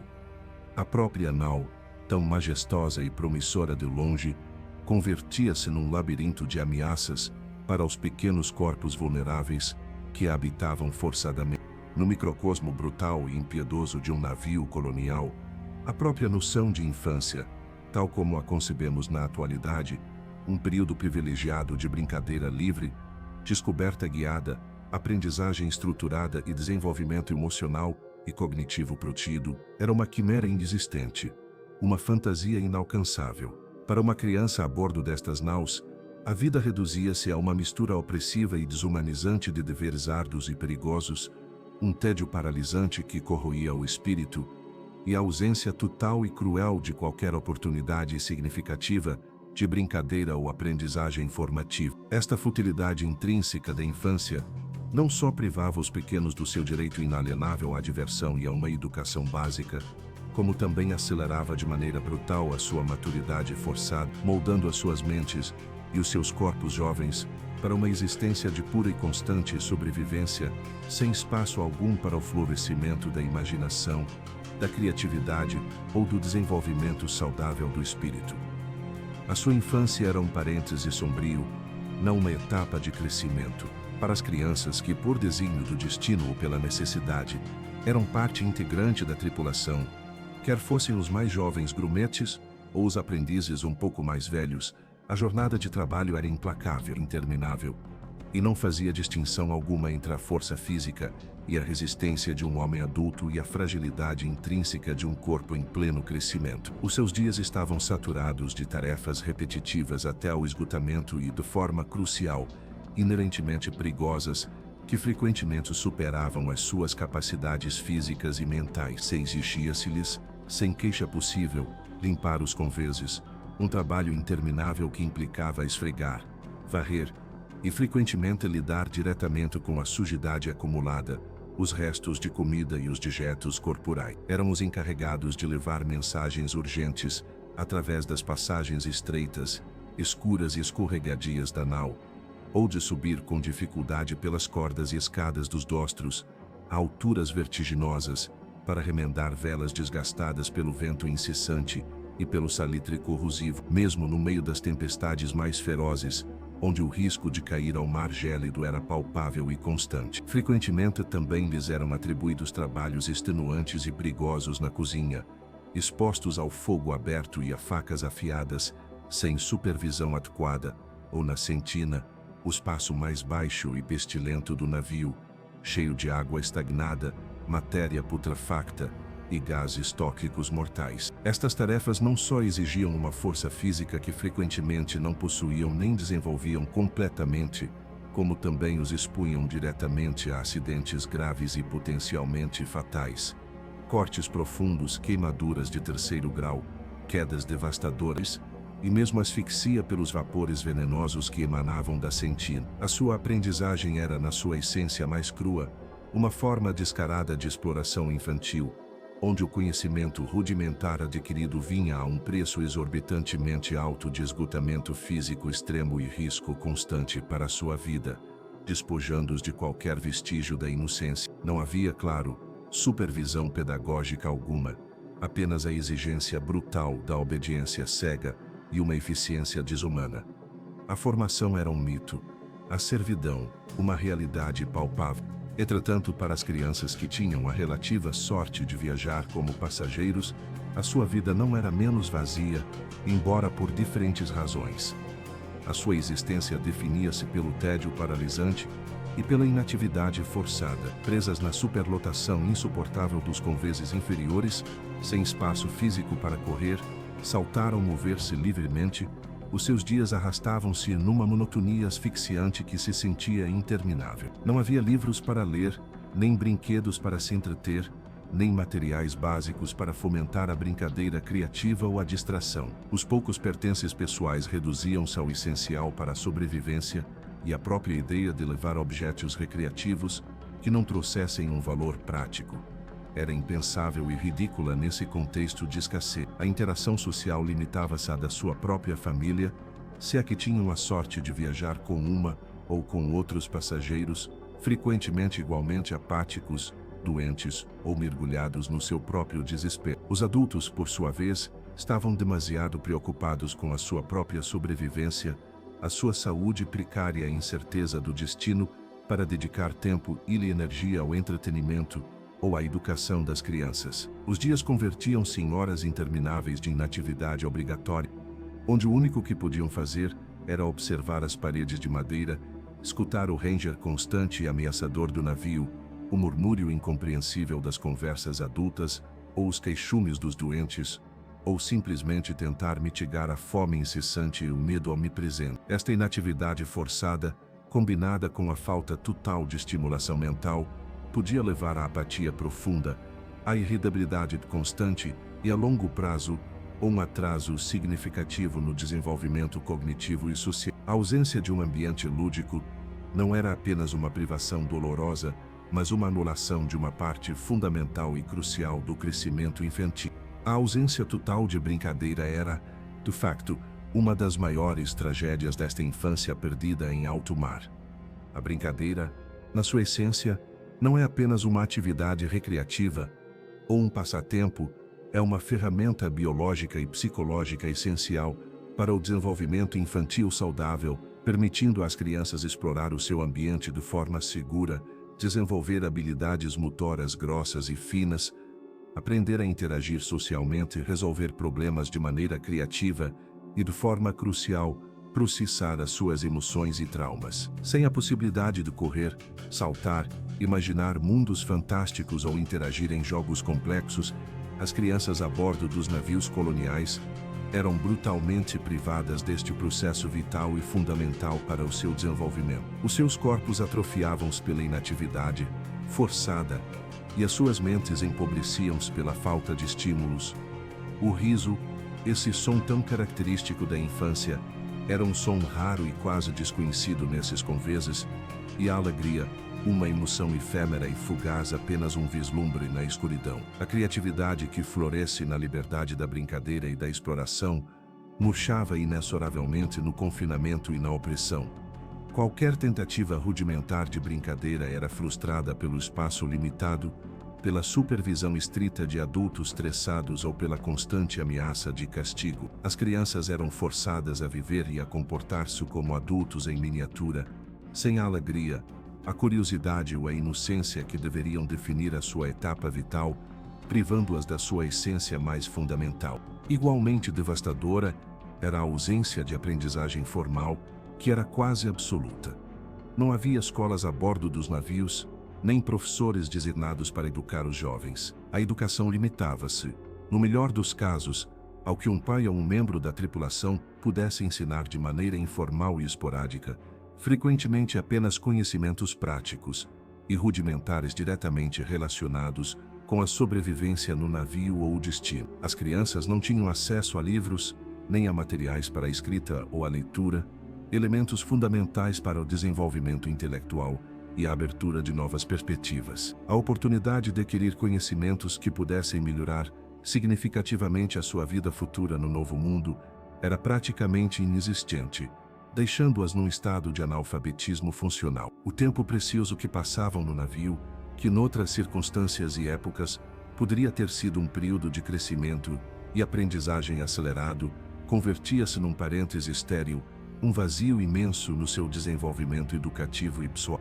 O resultado final e mais trágico desta futilidade intrínseca da infância era uma maturidade forçada e uma perda irreparável da inocência.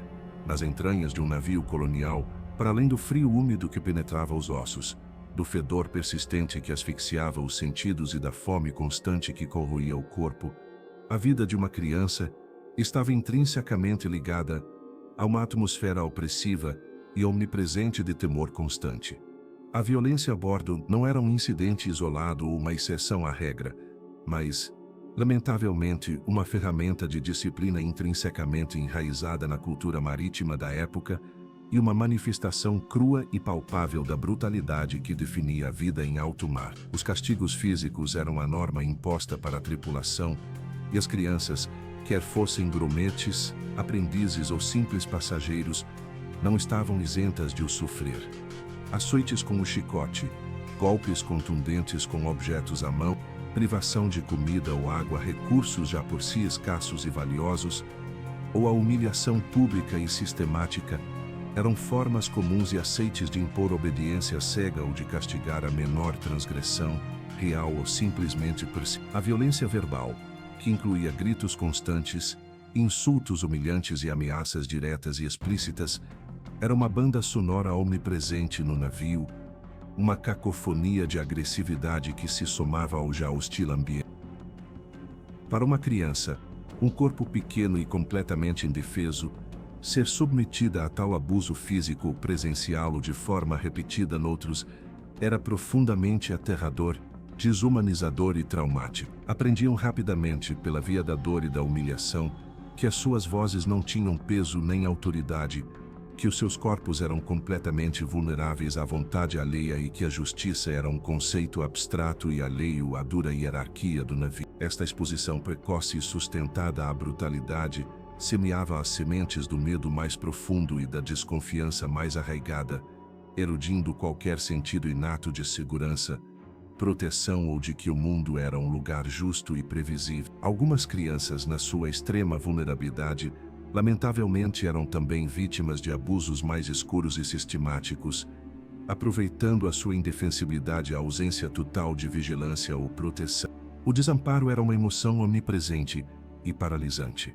As crianças estavam, sem exceção, à mercê dos elementos naturais desencadeados, da vontade frequentemente caprichosa e cruel da tripulação e das doenças invisíveis que espreitavam, sem voz, sem poder de decisão e sem um refúgio seguro onde encontrar consolo. Longe da terra firme, rodeadas pela imensidão implacável e indiferente do oceano, compreendiam de maneira visceral e dolorosa a sua própria insignificância perante as forças colossais da natureza. Uma tempestade que fazia ranger a madeira da nau até aos seus alicerces e lançava a embarcação como uma insignificante casca de nós sobre as ondas monstruosas, não era uma aventura emocionante, mas um aterrador lembrete da sua própria fragilidade existencial e da iminência da aniquilação. Os gritos da tripulação no meio do furioso temporal, o estrondo ensurdecedor dos mastros que ameaçavam partir-se, a água gélida, que se infiltrava por todo o lado inundando os conveses inferiores,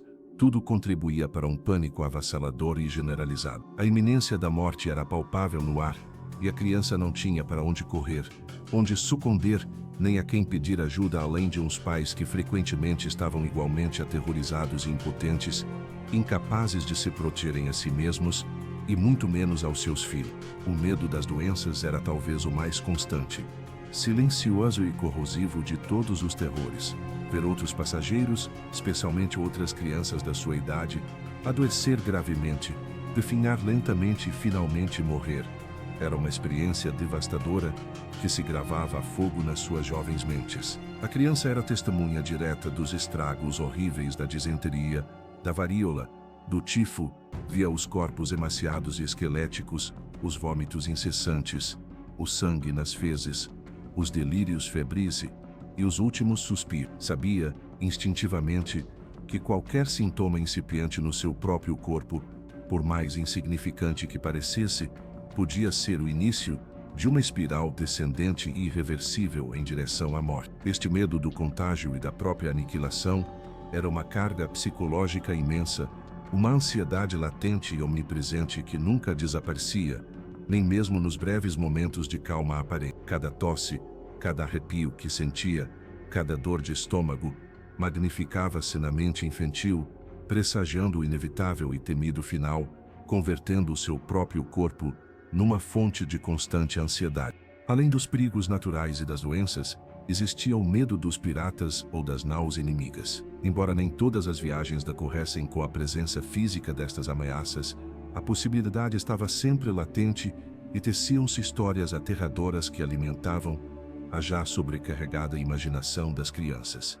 A visão repentina de uma vela desconhecida no horizonte ou o som distante, mas inequívoco de um canhão, podia desencadear o pânico a bordo, e uma criança era uma testemunha impotente da violência extrema que podia desencadear-se numa abordagem da luta desesperada pela vida ou da ameaça ainda pior de ser capturada e condenada à escravidão. O resultado cumulativo desta exposição prolongada ao medo, à violência e ao desamparo era um trauma permanente e uma profunda e irreversível alteração da psique infantil. As crianças desenvolviam uma maturidade forçada e prematura, perdendo a alegria, a curiosidade e a espontaneidade próprias da sua idade. Tornavam-se hipersensíveis às ameaças, sempre alerta, sempre à espera do pior, num estado de hipervigilância constante. Muitas delas sofriam de ansiedade crônica, ataques de pânico recorrentes, pesadelos vívidos e aterradores, e em alguns casos, desenvolviam mutismo seletivo ou um profundo retraimento social como mecanismo de defesa. A capacidade inata de confiar nos adultos era irremediavelmente minada pela brutalidade impiedosa da tripulação e pela impotência manifesta dos seus próprios pais. O afeto, a ternura e o consolo emocional eram luxos extremamente escassos, quase inexistentes nesse ambiente de sobrevivência. Esta experiência traumática deixava-as emocionalmente marcadas para toda a vida, com uma visão do mundo como um lugar inerentemente perigoso, imprevisível e carente de compaixão. A infância, esse período sagrado de inocência, proteção e aprendizagem, era brutalmente interrompida e substituída por uma dura e cruel lição de sobrevivência no fio da navalha existencial. Mesmo a solidão e o isolamento mais profundos, apesar da superlotação extrema, eram parte integrante desta carga psicológica. Rodeada de estranhos frequentemente hostis ou desesperados, ou mesmo dentro da sua própria família, a criança podia sentir-se incrivelmente sozinha e sem apoio emocional. Os adultos estavam demasiado esgotados, estressados, doentes ou preocupados com a sua própria sobrevivência para oferecerem o consolo e o apoio emocional que uma criança em crise necessita desesperadamente. A falta de um espaço seguro e privado para expressar o medo, a tristeza ou a confusão, e a ausência de outras crianças com quem partilhar e processar a experiência traumática, exacerbavam a sensação de isolamento e abandono. O silêncio do seu próprio sofrimento, inaudível no meio do bulício, dos queixumes e dos ruídos do navio, era um peso adicional que se carregava em silêncio. Os olhos de uma criança que tinha experienciado uma viagem colonial costumavam refletir uma sabedoria prematura, uma melancolia profunda que ia muito além dos seus tenros anos, um testemunho mudo e dilacerante da violência, do desamparo e do trauma inescapável que tinha presenciado e vivido. A sombra do temor estendia-se, pois, ao longo de cada milha percorrida, uma presença invisível mas palpável que se aderia à pele e à alma, deixando uma marca indelével e destrutiva no ser mais vulnerável a bordo. A narrativa da vida infantil num navio colonial, por mais detalhada e dilacerante que seja nas suas descrições de privações extremas, horrores inimagináveis e sofrimento incessante, culmina inevitavelmente no capítulo mais sombrio, contundente e definitivo de todos, o da mortalidade massiva. O título inicial desta exploração, Não Sobreviviam Muitos, não é de forma alguma uma hipérbole dramática concebida para impactar, mas uma declaração brutalmente precisa e desapaixonada de uma realidade histórica. O vasto Atlântico, o insondável Índico e o imenso Pacífico converteram-se, para incontáveis crianças, em imensos cemitérios sem lápida, valas comuns em constante movimento, onde as suas jovens e inocentes vidas foram ceifadas, sem piedade pela implacável combinação de doenças virulentas que se propagavam sem controlo, desnutrição crônica que corroía os seus corpos, acidentes mortais que espreitavam em cada canto e a desumanidade intrínseca das condições a bordo. O silêncio do oceano não era apenas a quietude aprazível do mar, num dia sem vento, era o silêncio ensurdecedor das vozes infantis apagadas para sempre, o eco fantasmagórico de uma tragédia que se repetia sem cessar, dia após dia, em cada travessia transoceânica, um lamento As altíssimas e alarmantes taxas de mortalidade infantil nos navios coloniais são em si mesmas um testemunho arrepiante e eloquente da brutalidade da época e da impiedosa indiferença pela vida humana. Embora os números exatos variassem consideravelmente de acordo com a rota específica, o ano da viagem e o tipo de navio, os infames navios de escravos, por exemplo, tinham, de longe, as taxas de mortalidade mais horrendas.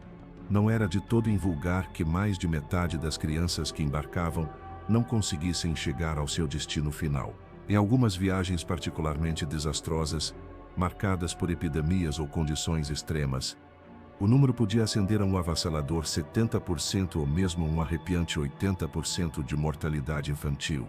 Esta estatística, que hoje nos parece incompreensível e inconcebível pela sua crueldade, era uma dura realidade fria e tristemente aceite na época, como um risco inerente da viagem, uma espécie de seleção natural cruel e impiedosa que só permitia sobreviver aos mais robustos ou simplesmente aos mais afortunados. Não se tratava de mortes isoladas e esporádicas, frequentemente produziam-se em cascata, de forma massiva, à medida que as epidemias varriam os conveses com uma velocidade aterradora ou a desnutrição atingia níveis críticos e irreversíveis. Pais viam morrer um, depois outro e depois outro dos seus filhos, sem poderem fazer mais do que observar a agonia.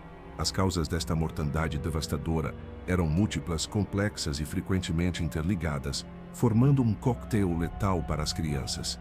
A disenteria e o tifo, doenças que prosperavam no saneamento inexistente e na superlotação extrema, cobravam um preço enorme e desproporcionado, especialmente em crianças desidratadas e desnutridas. O escorbuto, resultado direto da ausência prolongada e total de vitamina C na dieta, enfraquecia o corpo até o fazer sucumbir a qualquer outra doença oportunista ou a uma hemorragia interna massiva. A pneumonia e outras infecções respiratórias agudas, alimentadas pelo frio constante, pela umidade penetrante e pelo ar viciado e carregado de patógenos dos conveses inferiores, encontravam nos pequenos pulmões infantis um terreno fértil para proliferarem sem piedade. A varíola e o sarampo, quando irrompiam com a força de um furacão, não deixavam sobreviventes entre as crianças, sem imunidade prévia, deixando para trás corpos desfigurados e sem vida. Mas também os acidentes eram carrascos silenciosos e omnipresentes.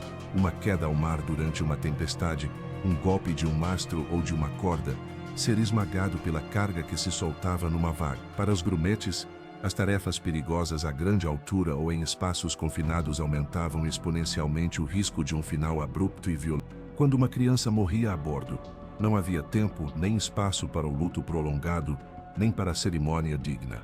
A necessidade de manter a salubridade, já por si precária, banal e a enraizada superstição marinheira ditavam uma rápida e frequentemente desumana eliminação do corpo. O enterro marítimo de uma criança era um ato desolador, brutal na sua simplicidade e despojado de qualquer consolo.